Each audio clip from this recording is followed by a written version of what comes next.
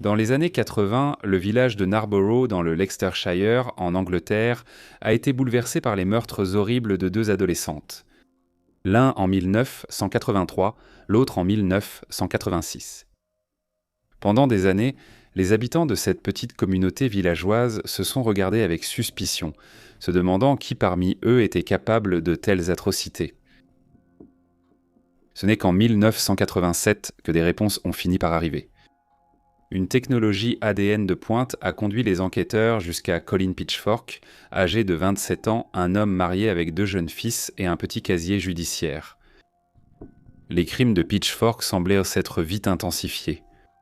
Ce qui avait débuté comme une exhibition indécente devint vite une agression puis un meurtre. Employé apparemment travailleur dans une boulangerie, Pitchfork avait une autre facette. Un psychiatre le décrira plus tard comme souffrant d'un trouble de la personnalité psychopathique. Rejoignez-nous pour ce documentaire alors que nous examinons l'affaire sans précédent de Colin Pitchfork, le premier homme condamné pour meurtre grâce à l'ADN.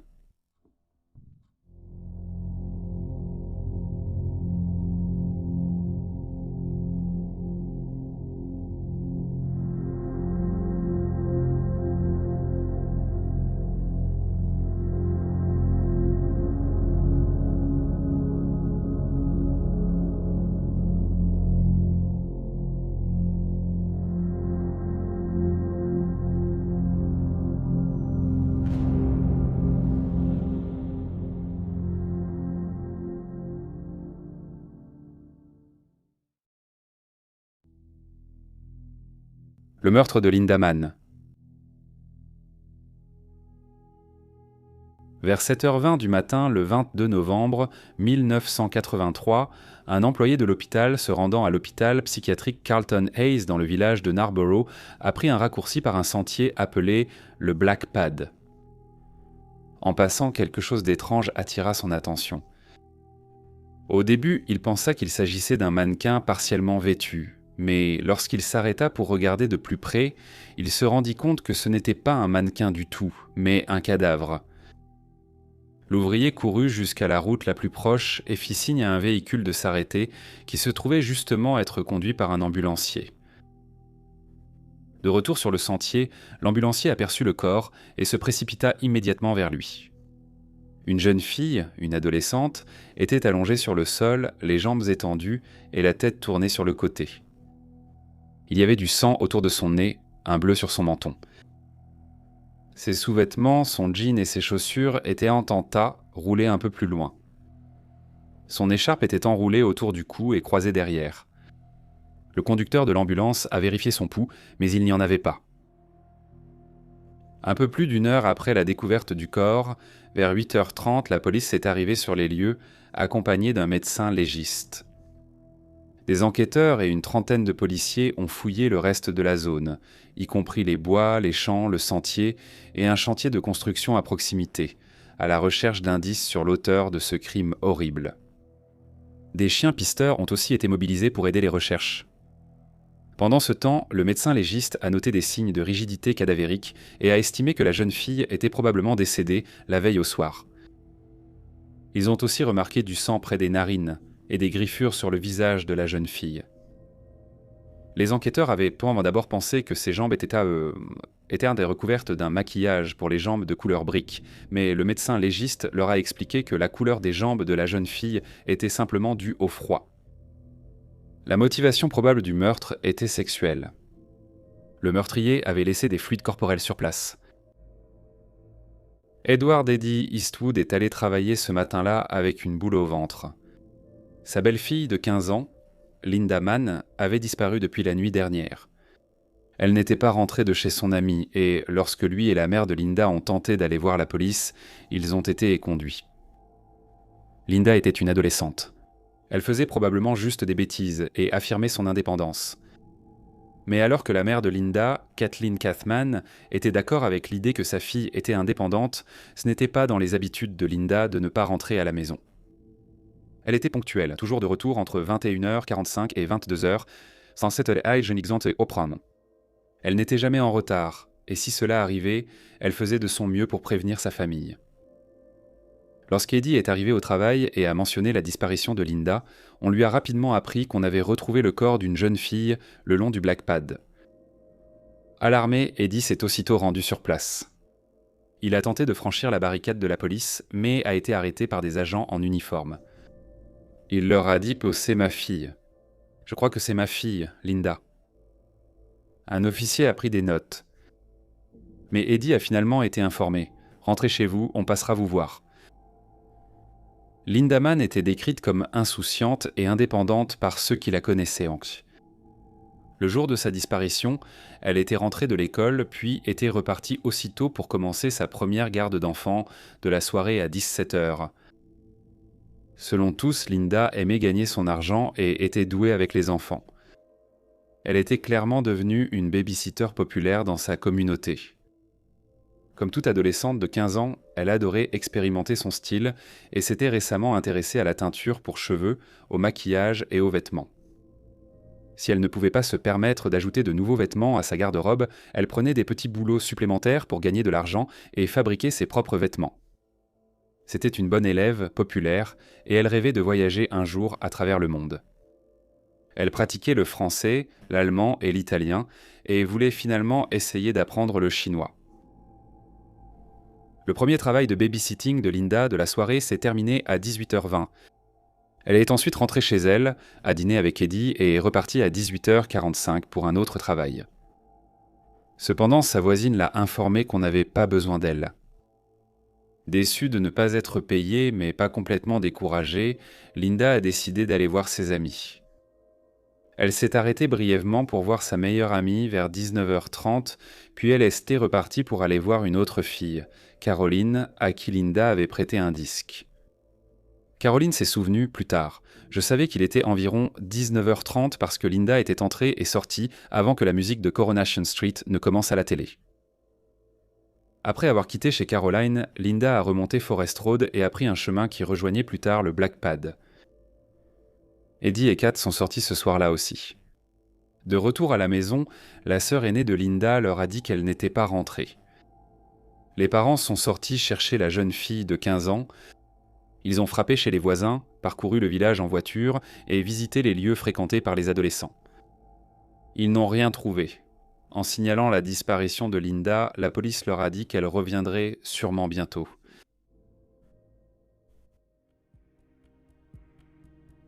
L'enquête.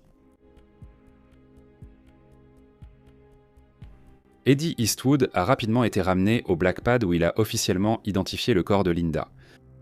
Malgré son visage blessé, il a immédiatement reconnu sa nouvelle veste qu'elle payait encore lors de sa mort. Elle la portait partout et l'adorait. Eddie a ensuite pris les devants lorsqu'il s'est adressé aux journalistes. Les récits sur Kat décrivent qu'à l'époque, elle était engourdie, incapable de parler ou de pleurer. Eddie, devant sa maison à Narborough avec sa famille, a déclaré aux médias « J'ai l'impression d'avoir reçu un coup de brique sur la tête. Je n'arrive tout simplement pas à le réaliser. Linda était une fille tellement heureuse et polie. Un peu à l'ancienne, mais très populaire à l'école et consciencieuse dans son travail scolaire. C'est incroyable que quelqu'un ait pu lui faire ça. Ma femme et moi sommes dévastés. » L'autopsie a eu lieu à 14h le lendemain de la découverte du corps de Linda. Elle avait subi des blessures, des ecchymoses et des égratignures, principalement sur la joue et l'œil droit, le menton, l'avant du cou et la clavicule. Les enquêteurs pensent qu'elle aurait été frappée au visage, peut-être au menton, et a perdu connaissance. Le médecin légiste a conclu qu'elle avait sans doute reçu un coup à la poitrine, expliquant les ecchymoses sur sa clavicule, mais les enquêteurs ont aussi envisagé que l'agresseur de Linda ait pu s'agenouiller sur elle en l'étranglant à mort. Des traces de terre à l'arrière des talons de l'adolescente de 15 ans montraient qu'elle avait été traînée par son agresseur dans la nuit. L'autopsie a également renforcé la théorie de la police selon laquelle la motivation était sexuelle, le médecin légiste concluant dans son rapport qu'une relation sexuelle avait été tentée et qu'une éjaculation prématurée avait eu lieu. L'un des éléments de preuve les plus importants lors de la première enquête sur la mort de Linda était le prélèvement de sperme effectué sur son corps, qui a révélé que le meurtrier avait un groupe sanguin très spécifique. Tellement spécifique, en fait, qu'un seul homme adulte sur 10 en Angleterre appartenait à ce groupe particulier. Bien que ce test sanguin ne puisse pas identifier l'auteur du crime, il constituait au moins un point de départ.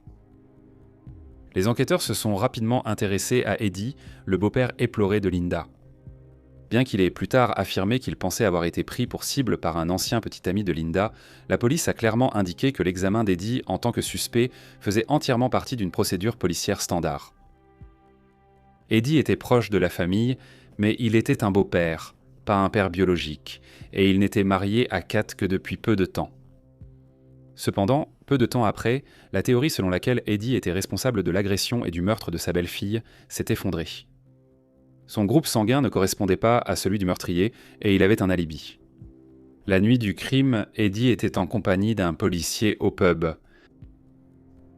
Eddie étant désormais hors de cause pour le meurtre, les autorités ont dressé des listes de délinquants sexuels dans la région, le Leicestershire et les Midlands. Outre les violeurs, les listes incluaient ceux coupables d'autres agressions et d'exhibitionnisme. Les suspects étaient également uniquement des individus âgés de 13 à 34 ans en raison du nombre élevé de spermatozoïdes trouvés dans l'échantillon de sperme prélevé sur le corps. Les personnes de la liste déjà emprisonnées ou décédées lors du décès de Linda ont été retirées. Ce processus minutieux avait été entièrement réalisé à la main à l'époque. Les forces de l'ordre ont passé des centaines d'heures à établir puis saisir les listes dans une nouvelle base de données informatique. Ils espéraient donc qu'un nom recueilli lors de leurs enquêtes porte-à-porte apparaisse également sur l'une de leurs listes. Une équipe distincte a rapidement été formée pour couvrir l'hôpital Carlton Hayes, car de nombreux délinquants sexuels et toxicomanes avaient été traités dans cet établissement. Et les enquêteurs soupçonnaient en soi que, puisque l'hôpital était si proche du lieu du meurtre, il pouvait y avoir un lien entre les deux. L'hôpital, bien entendu, a mal pris la façon dont on salissait la réputation de ses patients. Ils ont refusé de fournir des informations sur leurs patients et ont assuré aux enquêteurs que leurs services étaient sécurisés. Les autorités ont cependant persisté avec des équipes examinant 10 000 patients de l'hôpital considérés comme des suspects potentiels. Des jeunes hommes ont fait l'objet d'une enquête les semaines suivantes. L'un d'eux avait une coiffure punk teinte, ressemblant à un pot de géranium coupé à ras. Un autre était un adolescent aux cheveux foncés aperçu en train de courir sur Kipling Drive la nuit du crime. La police a conclu qu'il n'était pas un jogger car il portait des vêtements ordinaires. Le lendemain de la découverte du corps, 2 adolescents ont acheté un journal et ont étudié attentivement l'article sur la mort de Linda. Cela a aussi attiré l'attention sur eux. À Noël, le surintendant David Baker avait annoncé que Linda connaissait probablement son meurtrier, déclarant aux médias qu'il s'agissait probablement de connaissances. Et peut-être que ce qui avait commencé par un baiser et une étreinte s'est transformé en quelque chose qui a dégénéré, entraînant la mort de Linda. Seule la personne responsable peut nous dire ce qui s'est vraiment passé. C'était la première fois que les enquêteurs révélaient publiquement cette théorie. À peu près à la même époque, Kat a confié aux journalistes sa frustration face à l'absence de réels progrès.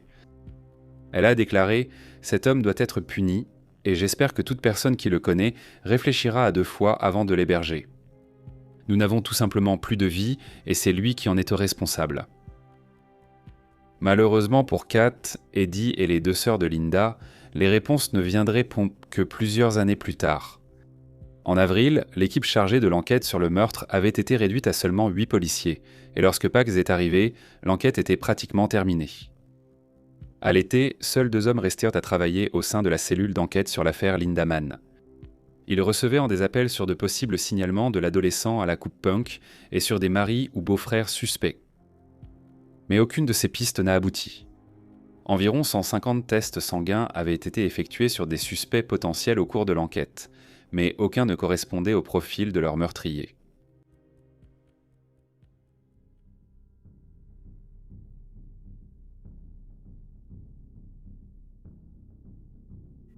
En octobre 1985, une apprentie coiffeuse de 16 ans a dit bonne nuit à son petit ami et a commencé à rentrer chez elle à pied. Résidente de Wixton, à quelques kilomètres à l'est de Narborough, elle a emprunté un sentier non éclairé en direction de Kenilworth Road, où elle a été abordée par une silhouette sombre. Un homme faisait les 100 pas. Ses mouvements rapides la déstabilisaient. Il portait une veste sombre à capuche, et la jeune fille de 16 ans espérait simplement pouvoir passer rapidement devant lui. Mais alors qu'elle marchait, il tendit le bras et lui passa un bras autour de la jambe. Un instant plus tard, elle sentit le métal froid d'un tournevis pressé contre son cou. L'homme lui dit « Tais-toi ou je te tue ». Il a ensuite traîné l'adolescente le long du trottoir entre les maisons et dans une rangée de garages où il l'a plaquée contre un mur de briques. Malgré ses supplications, l'homme refusait de la laisser partir. Il a poussé la jeune fille au sol, a ouvert la fermeture éclair de son pantalon et lui a enfoncé son sexe dans la bouche. Un instant plus tard, il s'est retiré et a commencé à se masturber. Il a ensuite fait la même chose une seconde fois. L'auteur du crime, identifié plus tard comme Pitchfork, se souviendra plus tard. Je lui ai dit qu'elle était stupide de rentrer seule à pied à cette heure de la nuit. Il a ajouté qu'il avait dit à la fille de ne jamais marcher dans les rues la nuit. Tu n'aimes peut-être pas, mais je ne te fais pas de mal. J'aurais pu t'abattre facilement. Il lui a aussi dit qu'il lui donnait simplement une leçon sur les dangers de rentrer seul à pied la nuit. Avant de partir, l'homme a dit à la jeune fille de 16 ans « Ne dis rien à personne ou je reviendrai te retrouver ». La jeune fille n'a jamais parlé de ce qui s'était passé à ses parents, mais s'est confiée à une collègue coiffeuse et à la responsable du salon. La responsable a ensuite appelé la police.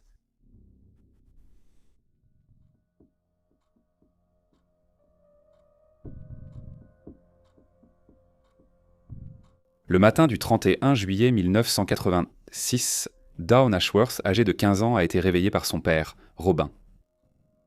Dawn avait récemment commencé un emploi à temps partiel chez un marchand de journaux et serait en retard si elle dormait plus. Décrite comme une jeune fille au tempérament artistique avec un talent pour le dessin, Dawn était une fille fiable et appréciée, et ses parents ont noté que, comme Linda, elle rentrait toujours à la maison à l'heure, à 21h30 précise, Arquan. Cependant, le 31 juillet était différent. Elle est allée travailler comme d'habitude, puis a reçu sa paie et a terminé sa journée vers 15h30.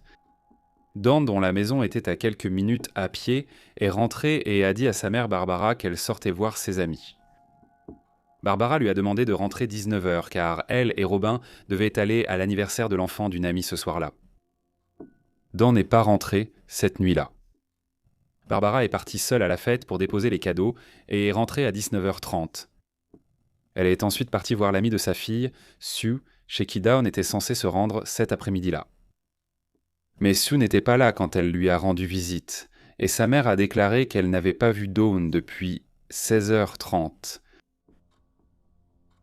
Barbara a parcouru les rues du village à la recherche de sa fille avant de retrouver les amis de Dawn, Sue et Sharon à Narborough. Elles ignoraient où se trouvait la jeune fille de 15 ans, mais ont aidé Robin et Barbara à la chercher. D'autres amis ont participé aux recherches, mais aucune trace de l'adolescente n'a été trouvée. Ses parents, conscients de l'affaire Linda Mann, craignaient que Dawn soit une nouvelle victime du meurtrier toujours en liberté. Cependant, ils ont probablement attendu jusqu'à 21h40 avant de contacter la police.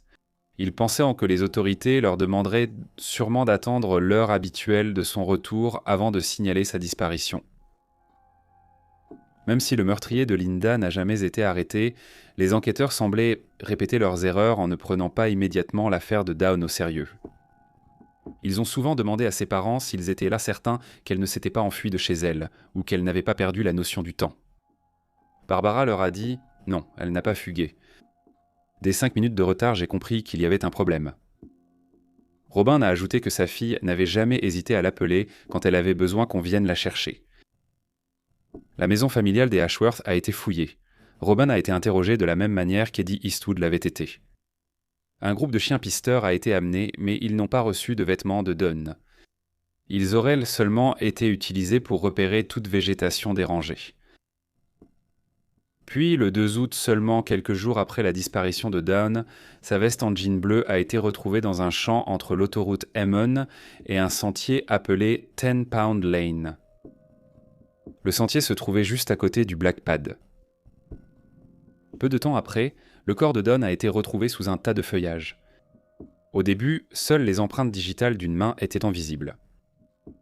Comme Linda, Dawn a été retrouvée nue du bas du corps. Ses chaussures étaient aux pieds, ses sous-vêtements autour des chevilles. Une boucle d'oreille manquait et du sang était étalé sur sa cuisse gauche. Le corps de Dawn était en état de rigidité cadavérique et des insectes avaient dérangé ses restes, déposant des œufs et mordant sa peau. Plusieurs de ses blessures étaient dues aux insectes plutôt qu'à son agression et à son meurtre. Son corps a ensuite été identifié par son père. L'autopsie a révélé que Dawn avait été violemment battue. Elle avait des blessures du côté gauche du front jusqu'au nez, une joue gauche enflée, des ecchymoses à l'œil gauche et plusieurs autres contusions à la mâchoire et aux oreilles. Ses lèvres étaient enflées et son appareil dentaire avait blessé l'intérieur de sa bouche. Sa poitrine et ses clavicules montraient aussi des blessures. La mort a été causée par une strangulation manuelle. Son meurtrier l'a peut-être étranglée avec son avant-bras appuyé sur son larynx en la tenant par derrière. Cela dit, le pathologiste n'a pas pu exclure totalement l'utilisation d'une ligature. Comme Linda, son agression avait un mobile sexuel. Des échantillons de sperme ont été prélevés sur le corps de Dawn, ainsi que diverses autres preuves médico-légales, comme des rognures d'ongles, des échantillons de cheveux et une fibre rouge qui a été découverte dans le tas de feuillage recouvrant son corps.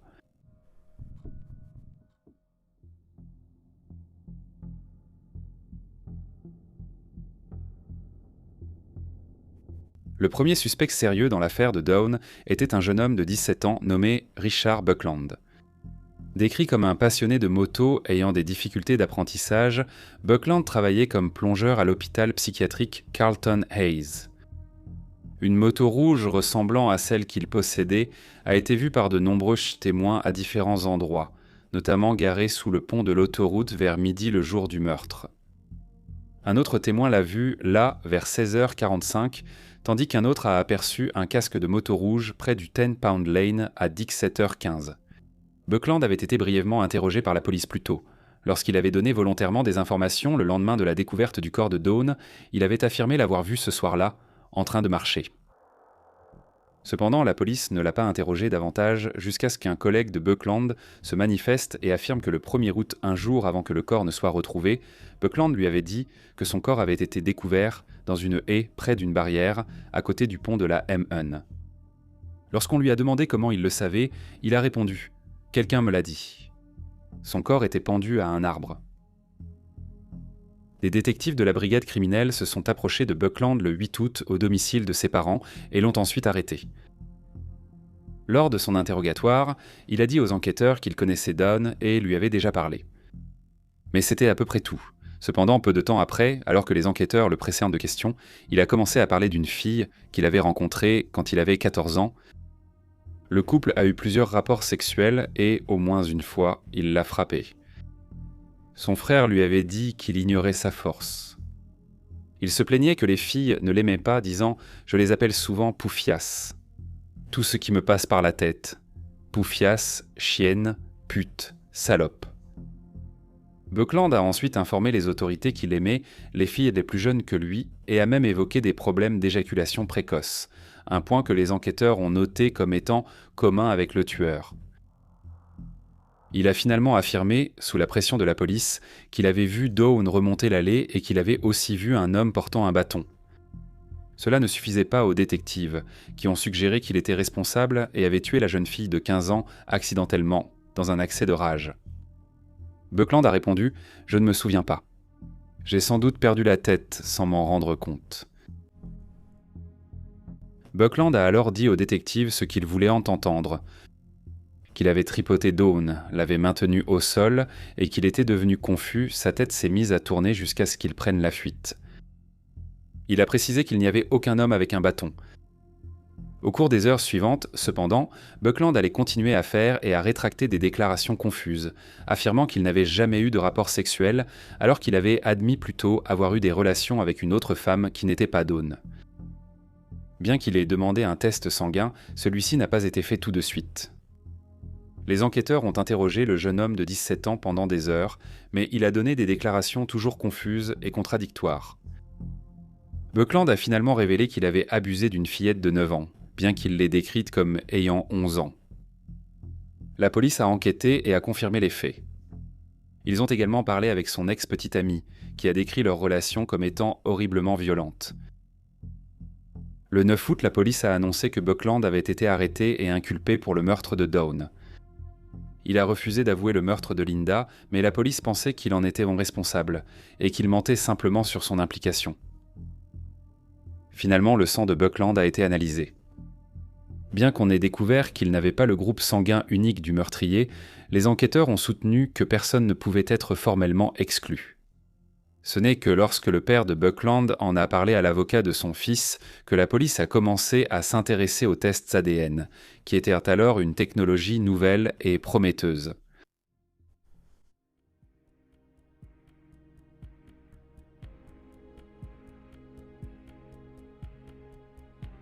Situé à l'université de Leicester, à 8 km au nord-ouest de Narborough, se trouvait le généticien Alec Jeffries, qui travaillait sur le profilage ADN, une nouvelle technique médico-légale. Il l'avait découvert par hasard en étudiant la transmission des maladies héréditaires en famille. Lors de son expérience ratée, The Guardian a rapporté qu'il avait extrait de l'ADN à partir de cellules et l'avait fixé sur un film photographique, qui avait ensuite été laissé dans un bac de développement photographique.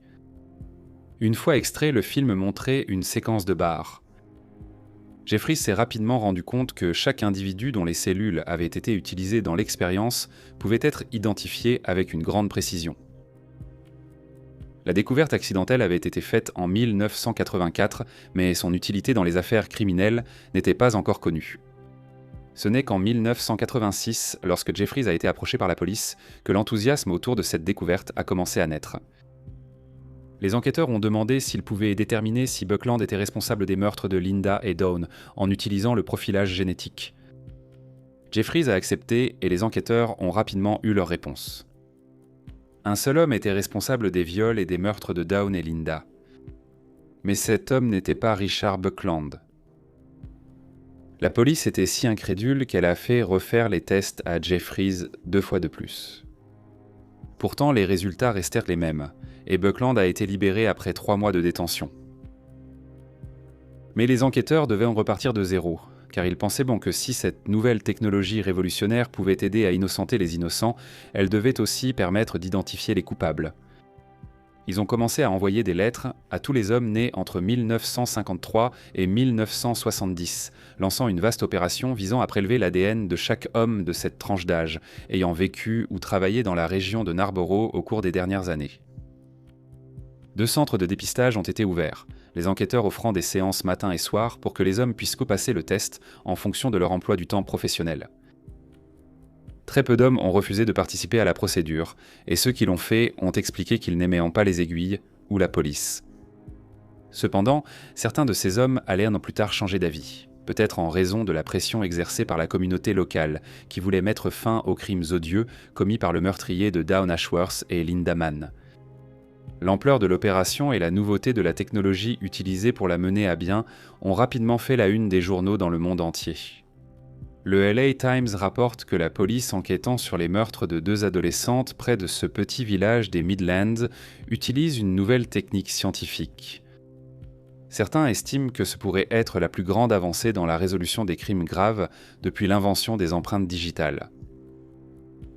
Malgré l'ampleur de l'opération menée, la police n'était pas plus avancée 8 mois plus tard, après avoir testé plus de 5500 hommes. Ce n'est qu'en septembre 1987 qu'ils ont découvert pourquoi leur plan n'avait pas fonctionné. Une femme s'est manifestée et a affirmé qu'elle avait entendu l'un de ses collègues, Ian Kelly, admettre avoir passé le test sanguin à la place d'un autre collègue, un père de famille marié avec 2 enfants nommé Colin Pitchfork. Kelly avait usurpé l'identité de Pitchfork parce que ce dernier avait déjà été condamné pour exhibitionnisme et affirmait ne pas vouloir avoir affaire à la police. Kelly a d'abord été arrêté, suivi de près par Pitchfork. Dans la voiture de police, il a dit aux enquêteurs « Je dois prévenir certains avant qu'ils ne l'apprennent dans les journaux. Ensuite, je vous dirai tout. Mais je veux le faire à ma façon, parce que c'est vraiment l'histoire de ma vie. Pas seulement l'histoire d'un mois ou 2. »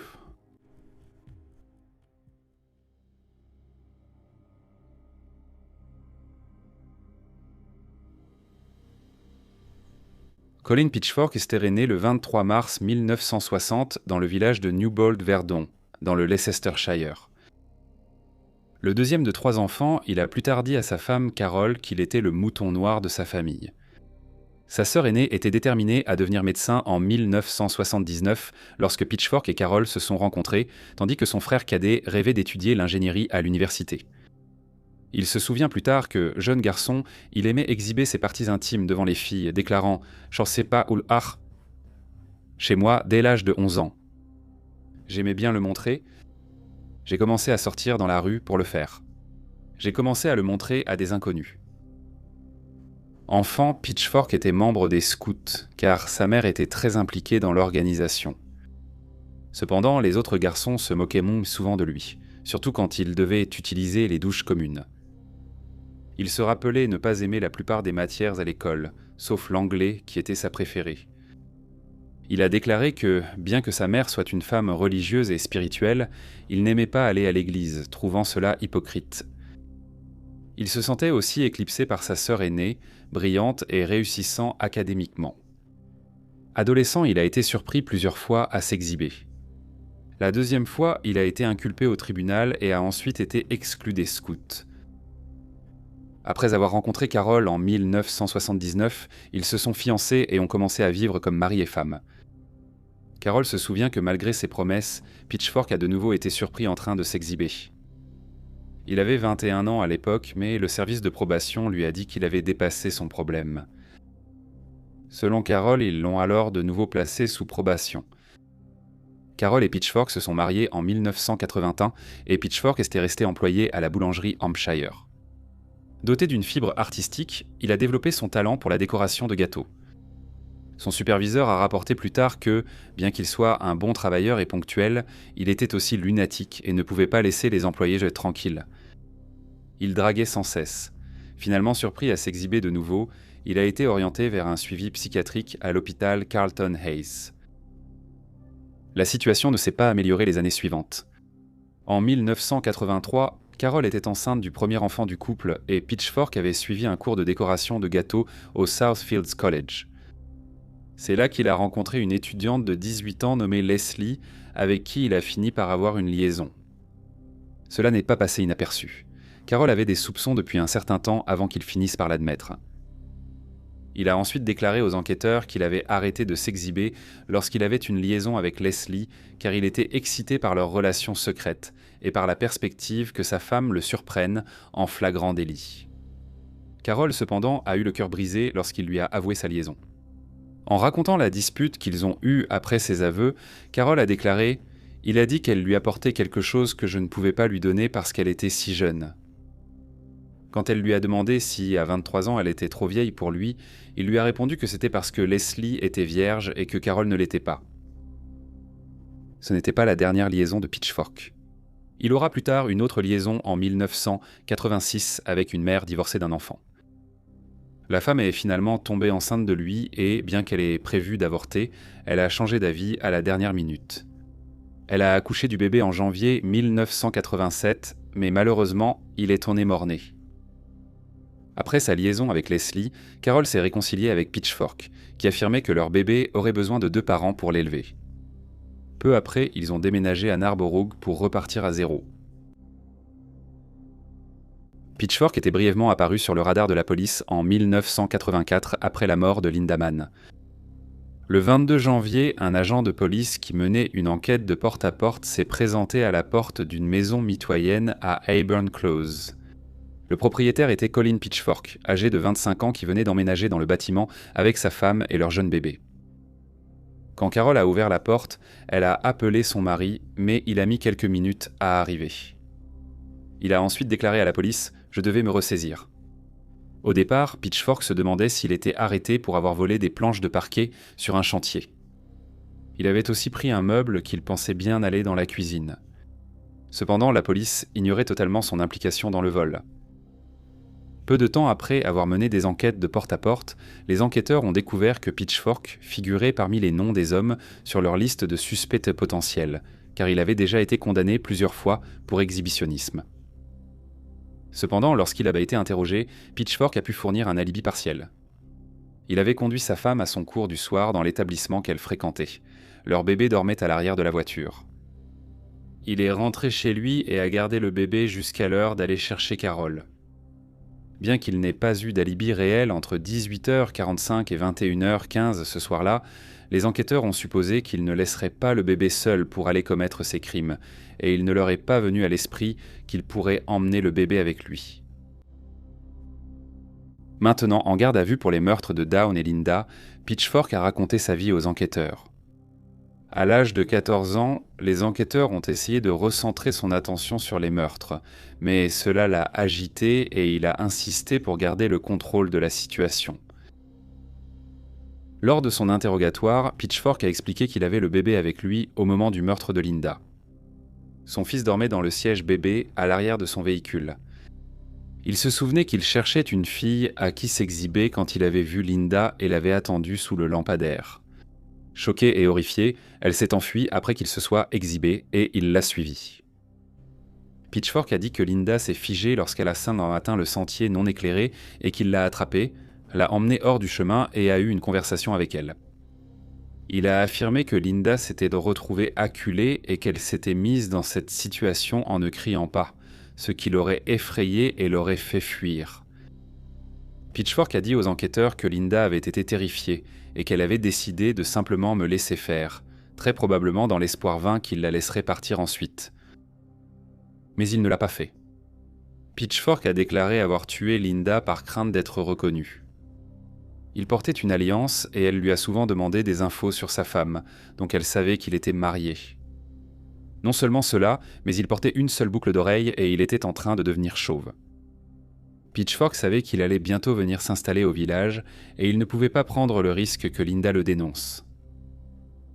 Lorsqu'il a raconté les détails de sa rencontre avec Dawn Ashworth, puis du meurtre de celle-ci, les enquêteurs ont noté que cela ressemblait beaucoup à l'affaire de Linda.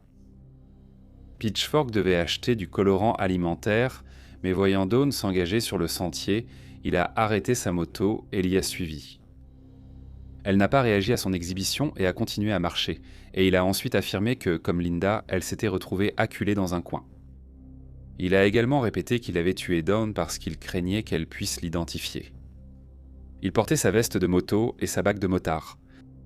Bien qu'elle ait supplié qu'il ne l'attaque pas, Dawn, comme Linda, espérait qu'en se débattant moins et en restant calme, elle pourrait survivre à l'agression. Lorsqu'on lui a demandé pourquoi il avait tué Dawn, il a répondu « l'occasion. Elle était là et j'étais là. »